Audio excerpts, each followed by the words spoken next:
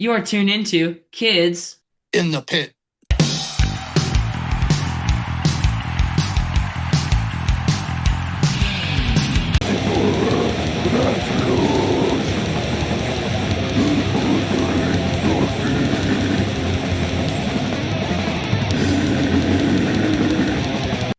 Hey guys, it's Gabe from the Kids in the Pit podcast. Today I'm being joined by John McEntee from Incantation. Thanks so much for joining me. Yeah, thank you. I'm really happy to be here. This is awesome. What are you doing at Incantation? Well, I'm currently the guitar player and vocalist. When I started, I was just a guitar player, and I basically took vocals over when we were having lots of problems with, vocalists just not staying in the band. I decided to take it over, and it took me a long time, but I finally got to where I'm happy with it. So yeah, I guess officially guitar vocalist, and I Cool. also deal with the everyday BS. Yeah, I'm the guitar player and vocalist for a death metal band and thrash band. So my band World of Chaos and my band Farm Machinery. Farm Machinery is more of like a joke band that we play shows sometimes. Yeah, that's awesome. Yeah, Yeah, I heard the link that you sent me with your song on there. It sounded great. It was really awesome. How old are you? 14. 14. That's very impressive for 14. I mean, it sounded really tight and really, had some good riffs to it, good vibe going. So I was really digging it. Thank you. Yeah, I recorded this morning. The drums were yesterday. We Oh, recorded really? local studio in our like town, but I did the guitar and bass and vocals in my room because I have a little audio interface. Yeah, well, that's awesome. That's great. I mean, to be able to put out such quality stuff at such a young age, I mean, by the time, you're a little bit older, you're going to be totally crushing it because it already was really great. I'm really impressed. Thank you. Yeah, we're pretty spoiled today having like all this like you guys had to record onto like tape, right? Back in the day. When we started, yeah, we had to record on tape, and yeah, it was basically you had to know how to play the riff the proper way, on tape because splicing it was definitely not something you could do. So yeah, Yeah. it was definitely it's easier now to do it because a lot of times you could just take, your good take of the riff and maybe loop it a little bit or fix the problems easier with the DAWs these days. But back then, no, it was like if you didn't know how to play the riff, either the riff wasn't played right or on the recording or you had to learn how to play it. So yeah, it's definitely a different world and there's good, bad in both, in my opinion. I mean, it's easier for someone of your generation, maybe a few older than you that grew up with mostly digital recording, but for people like me that started off with analog recording, it is a little bit more difficult to adjust to it. It's like there's benefits for sure, but sometimes you could easily lose the real feel sometimes in a digital recording because the options of fixing things are super easy. And back in the day, you had to go with the performance. You could fix things, but it wasn't as you couldn't go through and fix everything. You had to have most of the song down really, really well and maybe do minor edits and stuff. But that also added a bit of flavor to it because the songs had had the real personality of the bands playing at practice. Sometimes some of the newer stuff does sometimes get a little sterile because like I said, you're able to fix things so much and whatever. But they'll, I would say everything has its place, and it's not like necessarily a good or a bad thing. It's just what you're comfortable with or used to, or what you're trying to express with your music. Yep. And today I can book shows with like Instagram and you had to call phone books, right? Yeah, pretty much. Yeah, yeah, pretty much. It was either that or send a letter out to a friend you knew somewhere and ask them for a promoter's phone number to call them up. Or yeah, I mean, basically, what after we did a couple U.S. tours early on, we had we get information on the show, so we have the promoter's phone number, and we would be able to call them up and try to book shows directly. But it was definitely a lot more difficult. Now it's almost you could just like make a post saying I want to play XYZ city, and somebody might get in touch with you and be like, oh yeah, that's cool. But back in the day, you would never know this person existed until you probably got there and maybe met them in person. So yeah, it's a different world, but you know, like I said before, there's good and bad things about both sides of it. But definitely contact wise, the scene is a lot easier now. I mean, back in the day, if we wanted to write somebody, say from Sweden or something, we'd have to send a letter and it would take like 2 weeks for them to get it. And then even if they reply right away, it would take them another 2 weeks to get the letter back. So now it's like I could, message any of my friends from Sweden and I can hear back from me. I can have like a chat with them, which is nice.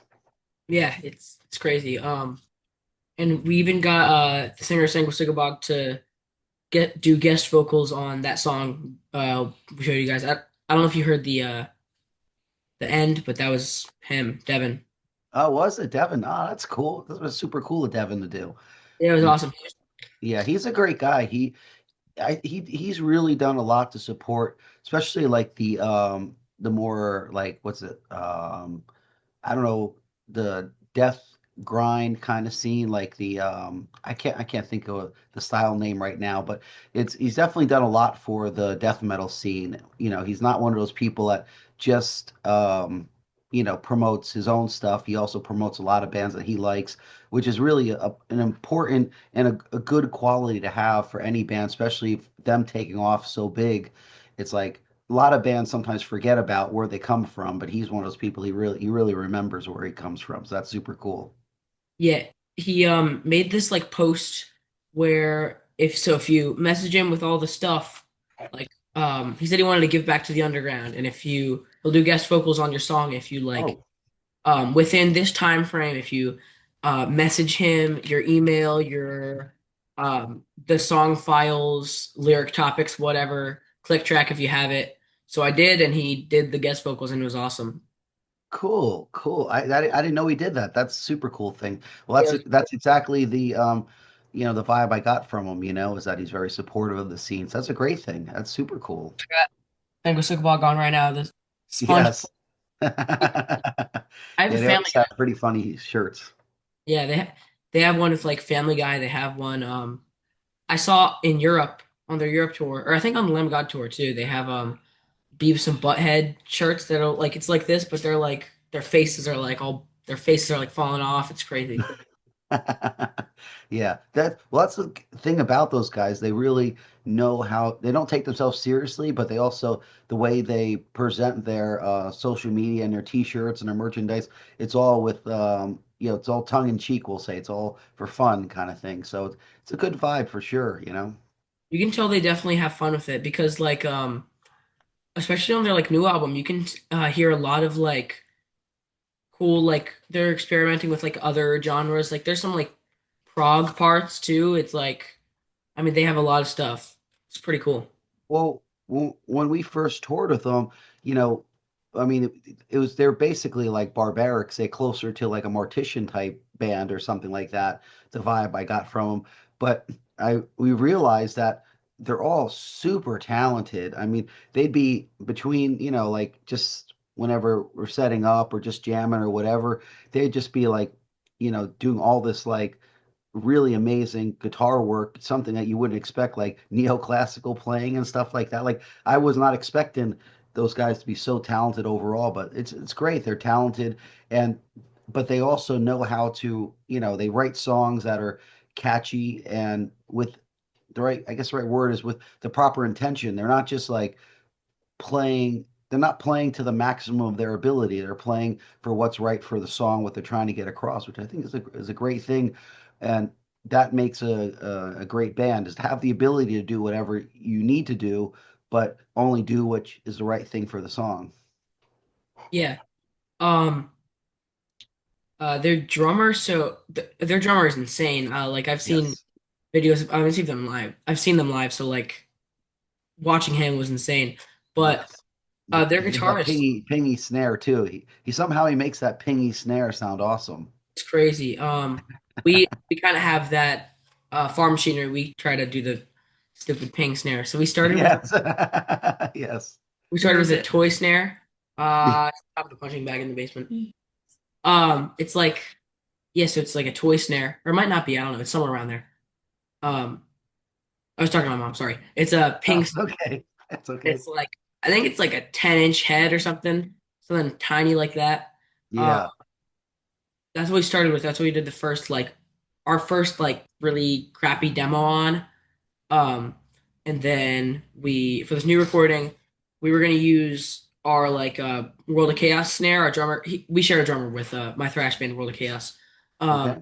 We were gonna use that snare because the steel snare, but he was just gonna tighten it up a ton. And then when we were recording, um, at the studio, they had this like Joey Jordison snare, which sound had a great ping on it. So this is what it sounds like. I don't know if it's gonna pick up, but you hear it? No, it didn't come through. I don't know. It's from Good Maybe it's too Friday. loud or something. Yeah, we like a kid's drum set. Yeah, my mic doesn't really, but if you hear it, it goes ding ding ding. No, it's not coming through. Zoom, That's Zoom. weird. Yeah, Zoom like cuts out Zoom's like stuff. blocking it. Yeah, yeah. But Yeah, that thing's ridiculous. We got to the studio and like we were gonna use our own cymbals, or our drummer was gonna use his own cymbals, and um, the guy at the studio, he's in a band, and his drummer, they're recording a new thing, and his drummer had his cymbals on there already, and we were allowed to use them. The hmm cymbals were insane. There was like they were just so nice. There was a giant bell ride. It's like, have you seen that 18-inch? It's a Paiste ride. It's all black. Yeah, Yeah, this nice. octopus, I think it's called. That thing is awesome. Like the bell is just crazy, and Yeah. it just rings so much. He had to put tape over the. He had to put tape on the Yeah. cymbal, like just a little piece, so it. Yeah, we've had that problem with some rides before too. The bell on it, hitting it, it goes ding ding. It's so loud when you listen to it in the mix. Sometimes it pops too much, depending on what you're looking for, you know? Yeah. My dad has this like Paiste 24-inch ride. It's literally like that thick. Um, Oh, crazy. Uh, yeah. a 24-inch ride. It like you can't put it on like most drum kits. You have to move the stand over because it's just that big. Bell Yeah. is, It gets in the way of your toms. the bell is like I don't know. It's like that kind of. It's huge. Yeah. It's crazy. It's so sick. Um, Yes. then Cool, there was cool. a 22-inch Wuhan China. Crazy. The cymbals were just awesome. Um, yeah. Okay. What year did Incantation start, and were you always in the band? Yeah. Well, I we started a long, long, long time ago in 1989. We started in August actually, and yes, I've been the only consistent member since then. And you can just imagine. I mean, it's a long time since you've been doing it, but it's definitely, you know, it's not for everybody to do to do it this long as I did. I just really love playing music, and it's pretty much a huge part of my life doing this. So yeah, I stuck it out the whole time, and I'm totally happy and proud of that I've been able to do it for so long. Because I mean, to be honest and clear, I mean, I never thought the style of music would even last as long as it did. Like, you know, I was there in that time when death metal was really just starting to take off as its own, structured style. But I thought like, maybe it's going to last 5 years, and then something new is going to come out, and this is just going to be, forgotten thing that just teens in my generation were into. But the fact that there's bands out there, doing it now that are probably bigger than even the bands were back in my day when I started. And another thing, the fact like people like you, that are so young are into this style of music and still do it is just, it blows my mind, and it's super cool to see that this music's living on, and new generations are, doing their own thing with it. Some are, trying to do more of the old style and try to do their own version of the older style, and other bands are trying to push it in different directions. But all to me, all that stuff is great because it's just nice to know that metal and death metal and extreme metal, thrash, all that stuff is still relevant. I mean, we're talking 89 is what? 30 something years ago, 37 years ago. I mean, that's insane to think that the style of music is lasting as long as, you know, say something like rock and roll or, whatever other kind of music that, lasts the test of time. So it's super cool. And I'm so happy about the new generation really digging it. And it also gives us new life too, because, the newer generation hears about us and we're still, I still feel like we're on top of our game, if not better than ever as a band. So it's really great for us to even have all, younger generation of kids coming out really appreciating this stuff. It's mind blowing, really. Yeah. What was I gonna say? I was about to say, oh yeah, 3 years. You guys will be at 40 years, right? Yes, it'll be 40 years. It's hard to believe that, really. I Yeah, mean, it's I'm still a kid at heart, and just the fact that the band has been around that long, it just really is it's crazy. It's hard to believe. yeah, that's awesome. DRI celebrated 40 years ago, like I think like 2023 or 24 or Yeah, something. yeah, DRI is, yeah, they're even older than we are. I mean, they've been doing it, yeah, since Might be 80, 84, right? something like that, 83, 84. I forget, but they started early on.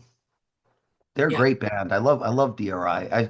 I didn't see them super recently, but I did see them around, I don't know, 2023. I got to catch them, and they were great. I mean, I loved the show. I had a great time, and you know, I don't know the guys really well, but I've met them at other festivals in Europe and stuff, and so it was nice to just have a few minutes to chat with them and stuff too. Just legends of the you know, thrash core or whatever you want to call it, their style. Speed core. I don't know. We used to call it just kind of like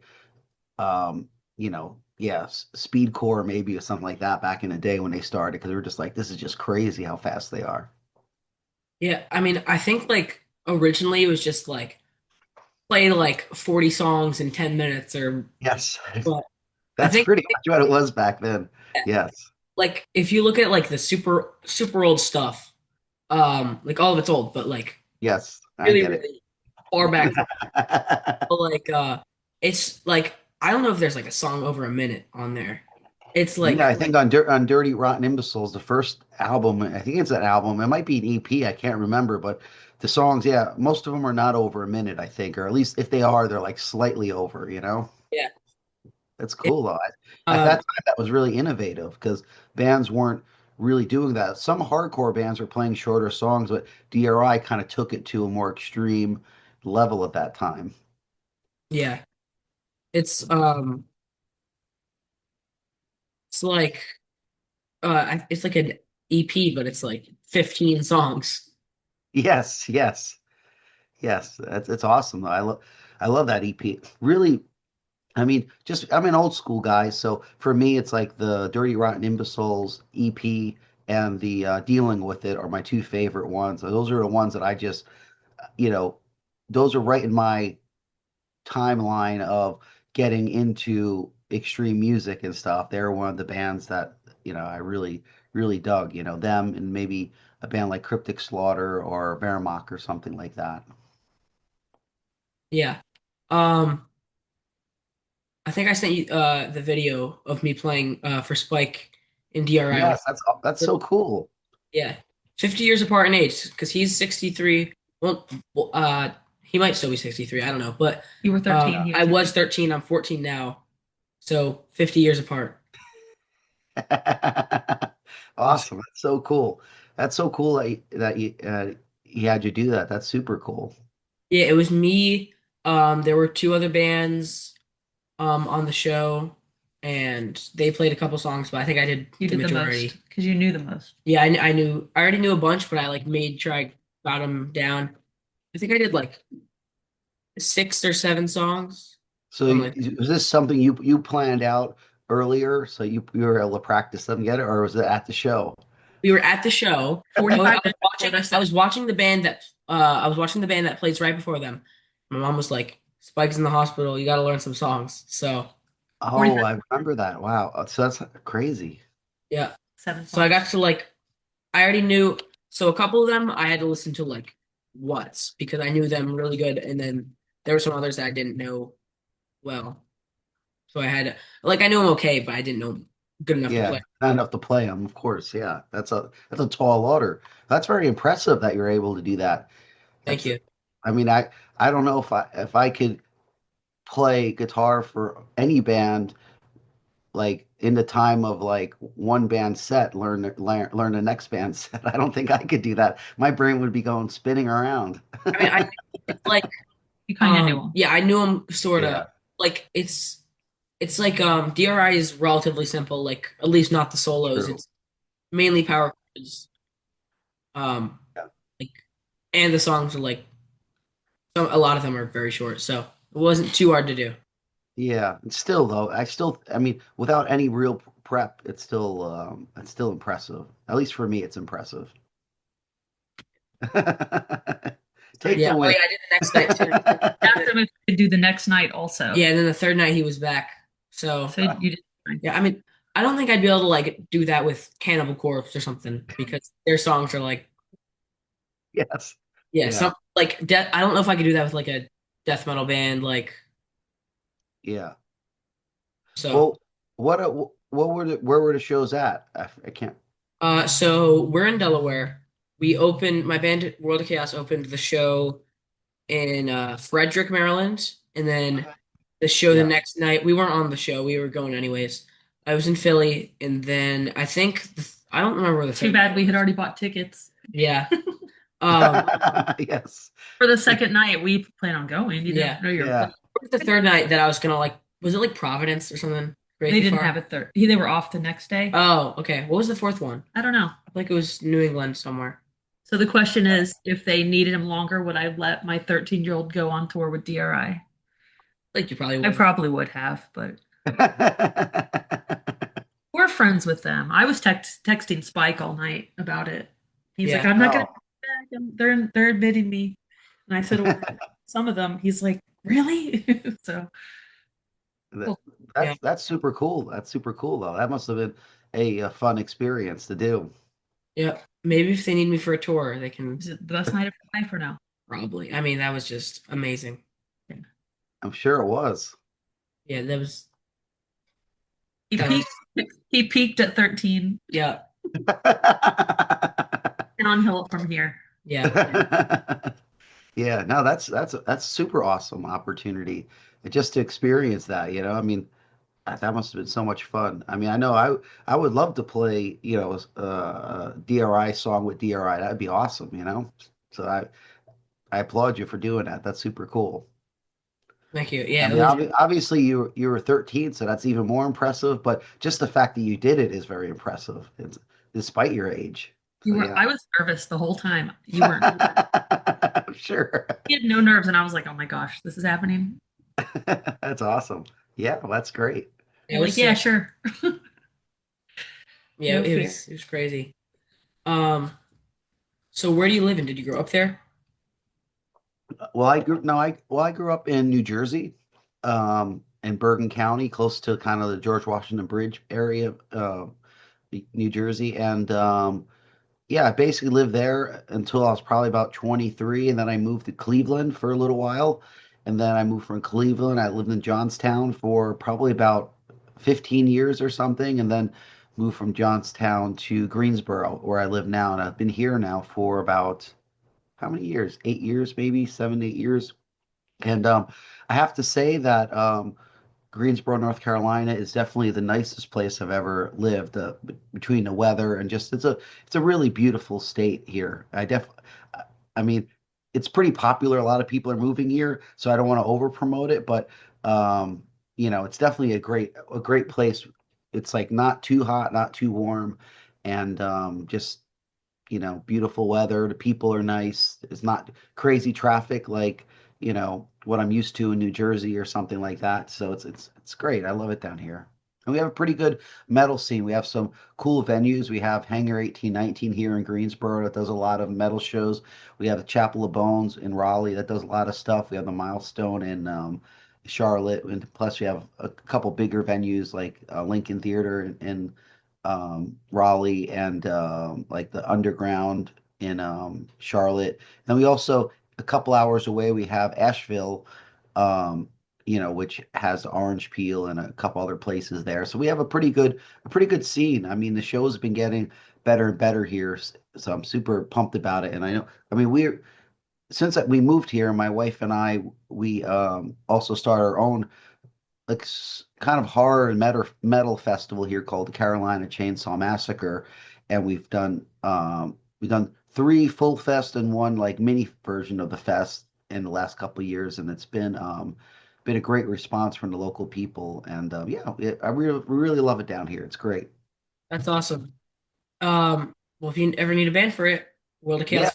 yeah, yes. Well, if you keep up on me and you see that we're doing it again, just hit me up because we're definitely looking for bands to do it and stuff. Especially new talent and stuff. Not you want to. It's something where we like to mix some old school classic bands with some newer talent and also try to keep a little bit of a horror metal vibe to the event too. We want Yeah. like it's almost like half horror convention, half metal show, Yeah. We try to keep our lyrics like pretty like horror and like gory. Okay. So You fit right in then. yeah. Cool. About like a year ago, my band World of Chaos played Winston-Salem and Gastonia. It's Oh, yeah, it's hard to find on. where in Winston-Salem? What was it Hoots. called? Hoots. Hoots. Hoots? It Okay, I'm not familiar with it, but Sonia like was the rooster. Gastonia was the rooster. Yeah, it's like it was in this like kind of area. It's like it was like a big building, and there were like a bunch of like it wasn't It I don't was know. like like a mall It kind wasn't of. a mall, but like it kind of reminded me of. It was like a little like There were stores. imagine a strip mall, but it's indoors. oh, okay. And what's it? Well, who would you play with over there in Winston-Salem? I'm just curious because that's not It too was far away from me. random You bands. headlined, I think. No, No. I don't remember. I mean, it Looks was like local bands in Yeah, the yeah. area. we were the only ones on the I bill. think the headliner was like kind of metalcore or something. Uh-huh. I don't know. And Gastonia you played. Huh, it's another interesting. Estonia, Because that there's no all ages places in. yeah. There's no like no all ages place in Charlotte. Yeah, we couldn't find I any. So, see. I but see. It's only a Gastonia, little bit outside of Charlotte. It's probably about 20 minutes outside of Charlotte or something, I think. Gastonia was like a cool. I mean, it was a cool venue, but like 7 people showed up, and 6 of them were my aunt and her friends. So Yeah, I hear you. Well, I think I mean, yeah, being underage for most venues and stuff, you probably have to do more of underground kind of venues or like I know back in the day we used to do like VFW halls and stuff like that to try to get shows that were all ages and stuff.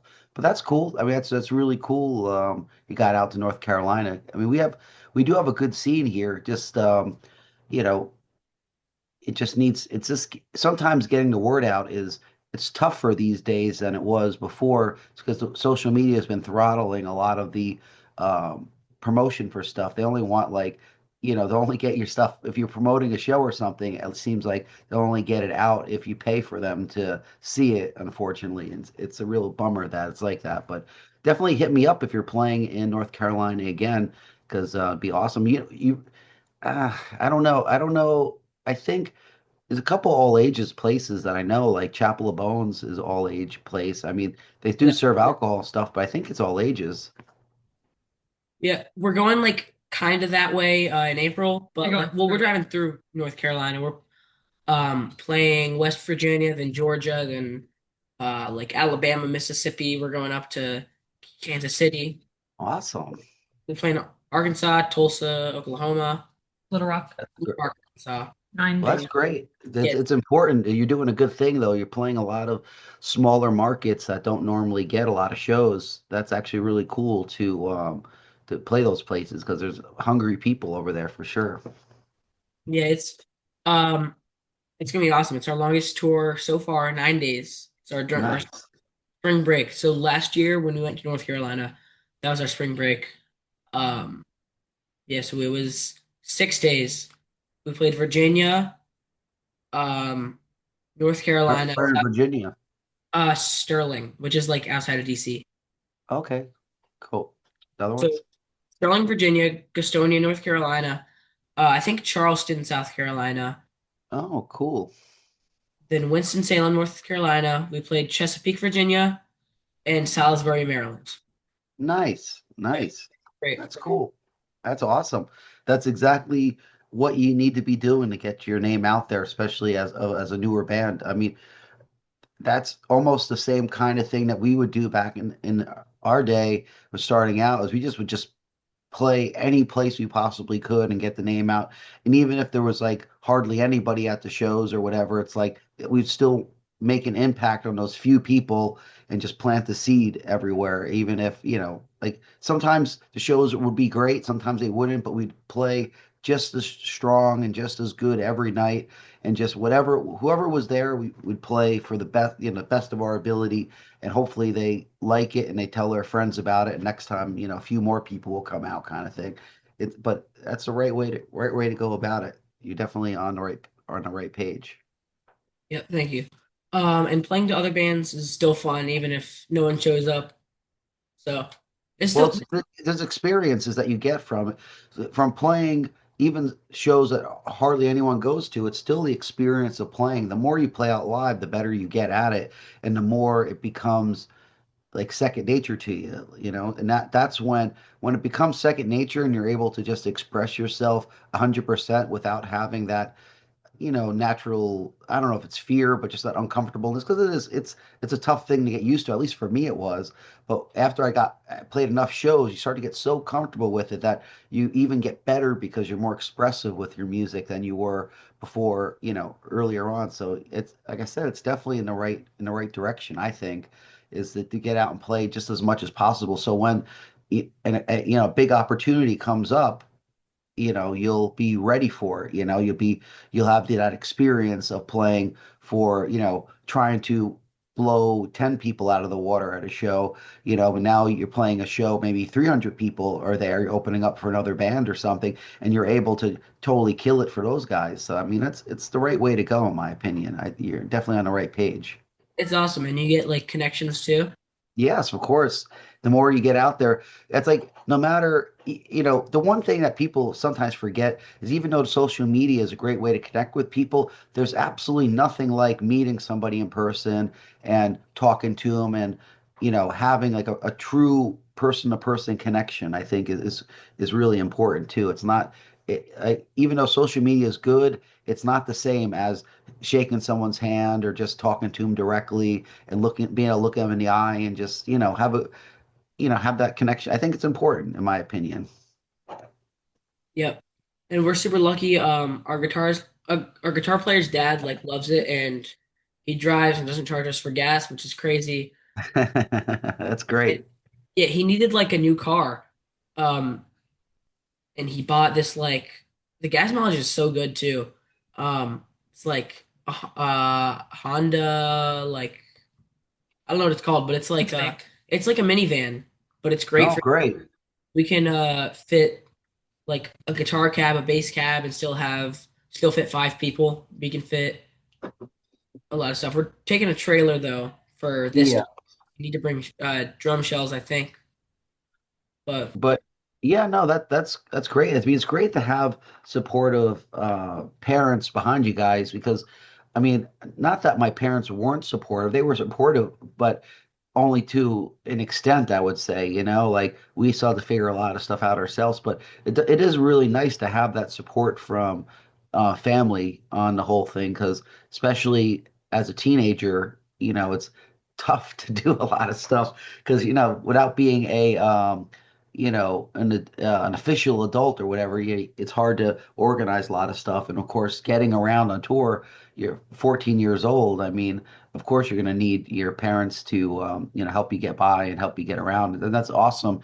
You get that they're so supportive. I'm super happy to hear that. yeah, thank you.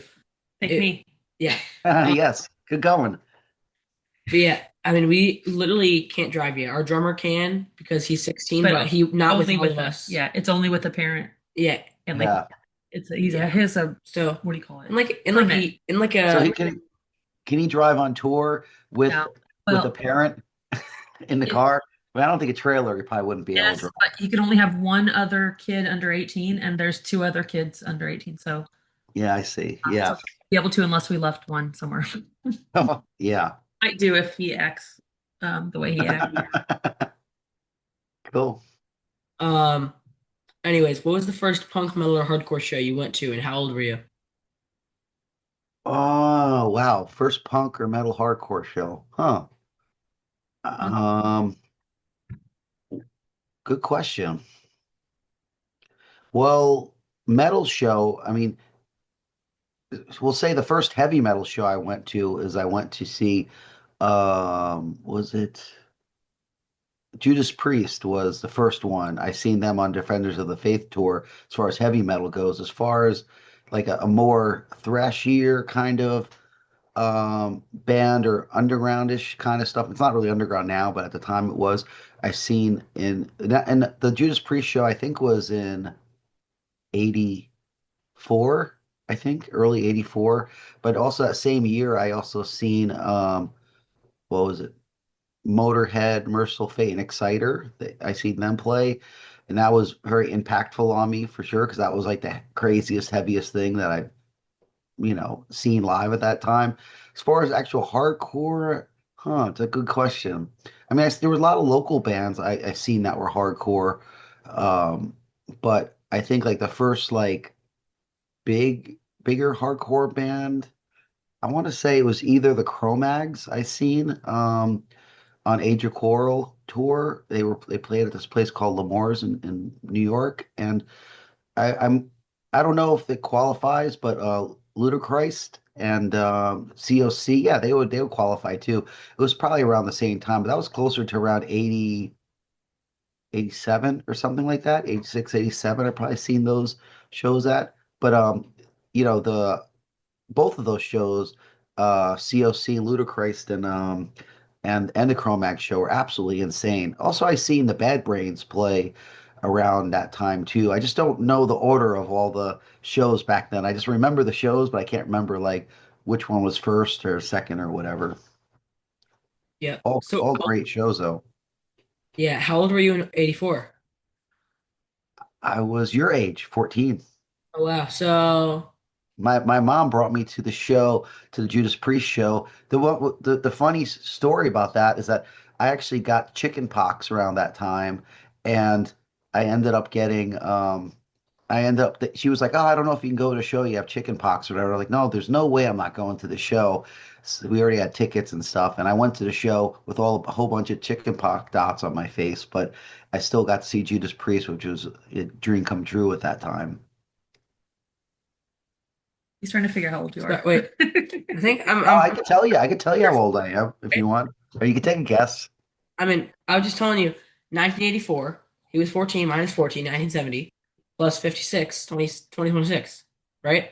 Plus I'm 20. 50, I'm 56, but I was born in '69 because I my birthday's in December 18th. So it's yeah, but you are it's 56. Yeah, it's Okay. crazy to think that I'm 56 years old.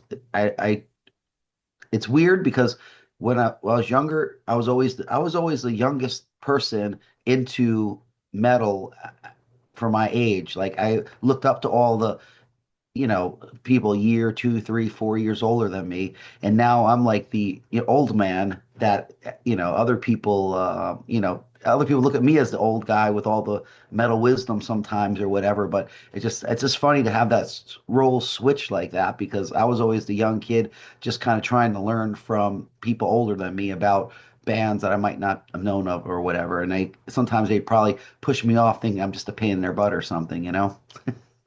Yeah. So you were 19 when Incantation started? Yeah, it was probably yeah, it must have been 19, I think. Okay. Um, yeah, because I would play in a band Revenant before that, and I think I started when I was 16 in Revenant. We did 16 till about 19, and then yeah, it makes sense. Then 19 on is when I started Incantation, and yeah, it was great. I mean, the when I was doing the Revenant stuff, it was really my time of like trying to find myself musically and stuff, but we did some really great stuff, and we were one of the most known extreme bands in the kind of the tri-state area, like the New York, New Jersey, Philly scene and stuff.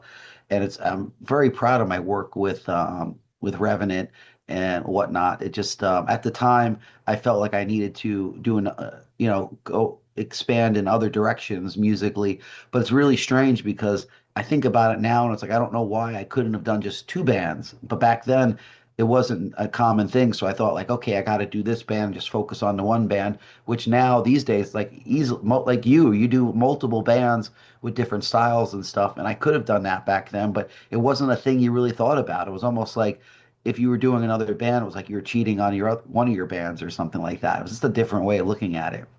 Yeah. Um, I mean, the thing I feel like the reason I like did two bands is because with World of Chaos I kind of have to take it seriously. Like I can mess with stuff because we have like a on a new record we have a stupid prog song on it with like ridiculous time signatures that we just wanted to make. It's instrumental. So we mess around a little bit, but like we kind of wanted a band that we could just like make stupid songs with. Like World of Chaos Yes, songs, are stupid, but more stupid songs. Farm Machinery I is get it. Farm Machine is very stupid, but I love it. They're both my babies. But that's part of the fun of it, and especially when you're younger, it's like writing stupid songs or doing these stupid kind of things is super fun. I mean, it's fun when I'm older now too, but back then it was definitely I definitely enjoyed playing and messing around. Like even though I didn't have a band at the time that was playing that stuff, we'd still kind of jam on some stuff that was kind of silly or whatever at practice, kind of silly type songs and stuff. It was fun. It's fun fun to do, you know. Yep. We have a song called Getting Ran Over by a Tractor Being Driven by a Cow. Yes, good. I like that. Yes. Most songs are like farm themed because farm machinery. We have Sinking into the Corn, Cock with a Knife. We have on the new stuff we have Shotgun Vasectomy. We have Stomped to Death by a Horse, Shovel Decapitation, uh, Big Ass Tractor, which is do you know the band Big Ass Truck? Yes. Yes. I had him on here like not too long ago, and apparently he's gonna do guest vocals on it, so that'll be hopefully That's awesome. it's crazy. We've gotten so many sick guest vocal spots. We've gotten um Big Ass Truck and Sango Sigabog. Like it's crazy. Yeah, that's awesome. Yeah, that reminds me. There was a funny name I remember. We just played a Shamrock Slaughterfest in what was it, Fort Wayne, Indiana. Really cool guy puts that on Braxton. The one band that played, I never heard of them before, but I thought it was a pretty funny name. Was called Shoved into Traffic. And yeah, I didn't get a chance to check them out at the show, but I heard that it was pretty funny set, you know. It's like more, yeah, not saying with Sugar Bog kind of, kind of silly kind of stuff, you know. It's really awesome though. Didn't Sango Sigabog play Shamrock Slaughter? They did. They headlined the second night. We headlined the first night, they headlined the second night. Unfortunately, I couldn't stay there for the second night. Usually I try to stay, but we were right at the end of our tour and I had to meet our touring vehicle in um, what was it, Nashville, Tennessee, the next day. So I had to drive all the way from Fort Wayne, Indiana to Nashville, Tennessee to rent a U-Haul to drive our gear back to our storage space in Greensboro. So instead of being able to watch the show on Saturday, I had to, deal with the long drive and stuff. And but I'm happy I did because actually the weather got really bad in Fort Wayne the next day. So if we would have waited till Sunday, it would have been stuck in a snowstorm there, and then it would have screwed up our whole schedule. So it happens. Yep. Um, so where's your favorite place you've ever toured? I mean, it's hard to say because any really cool show ends up being my favorite place for the moment. But I mean, for me, I really enjoy playing in Central South America. There's just been a thing where I just connect with the people there, and just musically, they really like the more uh, darker, brutal stuff that we play. And it's always been a good place for us playing West. First time we went to Mexico, even it was just like we just knew that it just had a vibe where you just felt like our music just made sense there. But there's a lot of great places. I mean, Europe, of course, is, has we have some really great shows in Europe. I mean, Poland's always really good. Czech Republic is great. I mean, um, place like Paris, France, we always do well in. Um, like London is great. But uh, I end up enjoying more just because it's more the exotic places, like playing in Asia, we'll say, or Australia, stuff like that's fun. But I mean, like I said, every good show is like my favorite place at the moment, because and I'm one of those people. I'm very thankful every time we do have a great show and it's a fun time and stuff. You got to make the most of it. Yeah, for sure. It's pretty sick. So far I've played 18 states because we just got back from playing Florida. We flew in and did two shows. Uh, Hmm. that was fun. So that was World of Chaos's 18th state. Farm Machinery is newer. Our first show was like in November, so we've played like two states, I think, Delaware and Maryland. So That's still good though. I mean, for I mean, for your age in the band, it's a lot of places that you've played already. That's really good. Because I remember when I was starting off in Revenant, we were, I mean, we live close to New York, so of course playing New Jersey and New York was easy for us. But once we started getting out, like we were happy just to get out to Pittsburgh and play a show. It was like super cool, or any place we can get to play that's kind of far out of the way. So that's awesome. You've already gotten to a whole bunch of states. That's great. yeah. Um, I mean, I would say we're almost halfway there, but like numerally, like yes, but like not really because a lot we're on the East Coast. It's easy to play like a bunch of It's true. states, like all the Yeah. states like west of the Mississippi, like they're huge and you have to go on a tour to hit them all. So, Well, yeah, it's tough once you get out west. Yeah, the drives get way longer, and you yeah. know, especially if you're trying to go on, a winter break or spring break or something time period. It's like you won't get very far if you're going out west too much, because there's just not a lot of places to play. I mean, there's cities to play, but they're far apart. It's not like here, but it's eventually. I'm sure you'll get out there and it'll be awesome because really the West Coast is really great. I mean, any place from say Seattle down to San Diego is really amazing. And even places like Denver and Albuquerque are really great place to play. Texas is always awesome to play. But you'll be surprised, like Oklahoma City, last time I played there was a great show. Lincoln, Nebraska, all these places they have a good scene, and some of these places they don't get hit as much as normal because of course bands could like East Coast, you get so many shows, but when you start going out west, not every band can make it to Lincoln, Nebraska to play. So when you do play there, it actually means more because they're excited that something's happening there. So it's definitely something to look into in the future. I'm sure you are anyway. Yeah, and all these like smaller town scenes have such like great shows because bands don't play there much. Yes, yeah, and it's definitely cool. I mean, we've noticed that too ourselves. It's really awesome. Yeah. Um, so we have played Texas. We flew in and did three shows. We Nice. Yeah, so on this upcoming tour we're playing a couple states like east of the Mississippi, then we're playing Little Rock, Arkansas, we're playing Tulsa, Oklahoma, and we're playing Kansas City, Missouri. So should be cool. Awesome. That's great. Yeah, you should also hit up the Heathen House. That's this dude Heath, and he does stuff in what was it? Not Alabama. It's in Arkansas. And he has basically like he does two metal fest a year over there.